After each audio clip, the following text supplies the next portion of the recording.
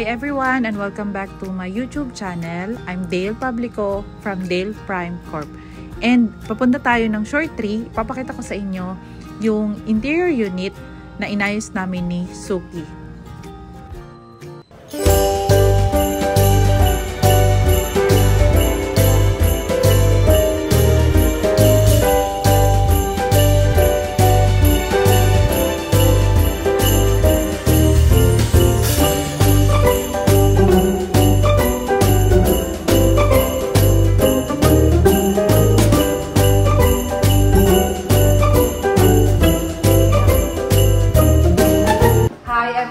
So ito na, ibablog na namin ni Suki yung ginawa niya home styling dito sa Shore 3 Residences. So if you're interested po, you can email us. So pasok! Yan. First, dito tayo sa kitchen area. So dito sa kitchen area, may specific na backsplash na merong ilalagay dito si owner. So shinip niya pa from US, tama? Oo, US. Yun. Hinihintayin lang namin. Pero yung isang unit niya sa kabila, nalagyan na natin eh. So, iba-vlog din namin yun. Iba din yung concept doon. More on gray, white, and marble. So, ongoing yung ginagawa doon sa kabila. So, ito yung mga dinagdag namin sa kitchen area. First is yung mirror. So, para na siyang vanity dito. Para paglabas mo, may salamin na. And nakakalaki siya ng space. Bali, full mirror yung nilagay namin. And sa baba, ito yung additional storage na ni-request ni owner. So, gusto niya yung ganito lang. And then, maglalagay na siya ng mga gamit dyan. So, ang ginawa namin is, ano-ano nila? Wood? Oo, marine board. Marine board. And then, parang in-extend namin yung top counter. Oo. Top counter niya. So, nilagyan namin. So, nilagyan natin ng granite. Granite. Yan. So, pasok. Okay. Yan. And then, nag-request si owner ng microwave cabinet. So, minatch lang namin yung color niya dito. Pero kung mag-request kayo ng white, pwede rin. So, dito, wala pa yung microwave eh. And, i-deliver na lang yun ni July dito. And, naglagay kami ng additional storage din na dalawa. So, in case, like for example, rice cooker, pwede dito muna i-storage siya. Yung ni-request din ni owner, gusto niya i-separate yung living area and kitchen area with the glass partition. Yan. So, hindi ako masyadong, since si Suki kasi gumawa nila, so, nag-ano ko sa kanya ng mga terms. Kasi mga basic furnishing lang talaga ako. Pero, nakipag-tie up ako kay Suki para ma-accommodate ko yung mga unit owner na gustong magpa-upgrade ng unit. Yan. And, yung ref namin, mostly talaga is 2-door. So, mas maganda siya na 2-door. Ayan. Dito tayo sa bathroom area. And then ito, ikaw nag-suggest nito kay owner. Sinuggest natin kay owner, tapos pumayag naman siya. Actually, itong design na to is trend to sa Shore 2 Residences. Inspired by another vlogger. So, yun. Ayan. So, yan. It's molding. So, parang ano siya, Paris-inspired din. So, napansin ko din yun. Yan. So, papakita ko na sa inyo yung bathroom. Wala pang glass. Okay. Hindi pa siya actually tapos.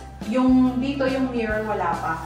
Oh, yan. So, ano to tatanggalin? Tatanggalin yan tapos whole mirror. Ang gusto ni owner dito is full mirror. So, binaba namin yung outlet. And tatanggalin to. So, wala pa yung yung sa mirror. Yun, ginagawa pa. And then, naglagay kami ng bathroom cabinet with shelves. So, combination lang siya.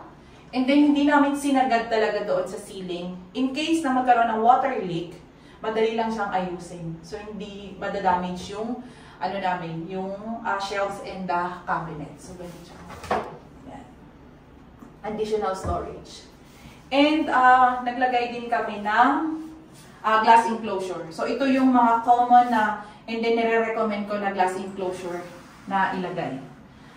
Before kasi naglagay ako nung parang sliding dito, di ba nakasealant yun? Nakasilant. Sealant to. Bisan yun. ano siya, mabilis siyang dumumi. Yung mga madumi. gilid-gilid.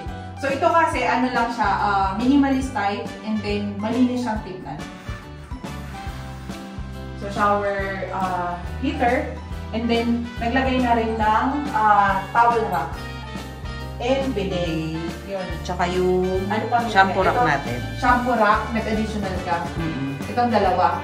Yun lang, yung sa Ito taas. corner lang yan. Okay, yan. Maganda na. So, simple ang ginawa namin dito sa bathroom.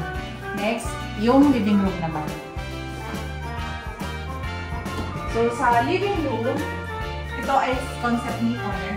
Siya nag-suggest ng mga gagawin. Yan. Pagka ano po kayo, magpa-design sa amin, i-group po kayo kay Suki, i-endorse po kayo. Para in case masunod talaga yung gusto ninyo. Or kung gusto ninyo, i-surprise kayo ni Suki, mag-send lang kayo ng mga gusto nyo gawin sa unit, and then, i-ano niya, i-cooperate niya lahat ng gusto ninyo. Ayan. And yung cellphone, pwede nyo nang i-charge and dito ninyo ilalagay. So, parang 2-in-1 functional yung ginawa namin. So, may cabinet ka na, at the same time, may side table. Big lock na yan. And yung bed, ni-request ni Honor na queen size. Pero pwede naman na full double. So, ito is 60 by 75. And then, naglagay din ng another molding. Possible, lalagyan nyo ng paint, frame, or dito sa tapat. And yung aircon namin, pinading namin. Same with the other one. So, ang nilagay dito ni owner, multi-split. Gagamitin niya kasi ito yung unit na to. So, ang ginawa niya, nag-multi-split siya, dalawa. So, pwede po yun sa short tree. I-multi-split po natin upon request po ninyo. And then, minolding na rin namin para hindi kita yung mga pipe. Ilang HP, ma'am, pag Pagka dito, multi-split? 1.5 din, tapos 3 yung compressor sa labas. 1.5. 1.5 yan. And inverter na rin. So, sa lahat, mas maganda inverter yung i-install ninyo dahil mahal talaga yung kuryente. Sample na lang, like for example, 3,000. Nag-aano daw, 7,000 kapag hindi inverter. Times 2. Times 2 talaga. Yan. So, ipapakita ko sa inyo. Yan. Ito yung curtain dyan. Kaso nga lang, hindi siya pang short trip. Pang short ko lang. So, pinut out mo na namin and then ilalagay na lang namin. Kapag fully organized na to and then naayos na namin, i-video ko na lang ulit, then i-upload ko para makita nyo kung paano namin siya i-ayos. So, ang daming storage. Ito yung gusto nyo. Ayan, sa baba pa. Oo, pwede. May storage. So, kung gusto ninyong magpa-interior sa amin, just email us at inquiry@talk2tinday. Thank you! See you in my next vlog! Bye! I want to be daring, baby, dancing